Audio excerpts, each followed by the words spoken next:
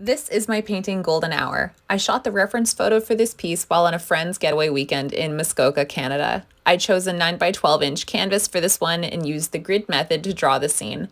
This required me printing my reference image in an equivalent aspect ratio to the canvas. I chose 4.5 by 6 inches and then drew a grid on the reference photo and canvas, both grids being 12 squares wide by 9 squares tall. Then I set to mixing my palette. I usually start with selecting the colors that have the biggest presence within the scene. I mix those, then some derivatives of them, working out the warm and cool tones. I tend to mix some middle values on the fly, but most of my palettes start with around 10 colors pre-mixed.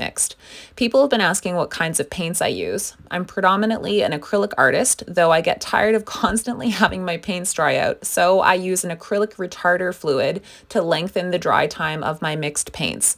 This allows me to treat them a little bit like oils, and I can leave my palette out for hours at a time, or sometimes by accident, I leave them out overnight. For me, once taking this reference photo, painting the scene was an inevitability. I've always loved this time of day, around about 4 p.m. in the winter, a little bit later in the summer, when the sun flirts with the horizon, slanting through trees or buildings and casting long, bold shadows. To me, it's always felt like an especially magical, fleeting, and reverent time. I think Golden Hour makes cathedrals out of everything, demanding attention and awe from all observers. I love the glimmer of it, the high contrast colors, the celebration of a day done, but it also exists as a quiet, tender time for reflection, a winding down of excitement, an epic bow.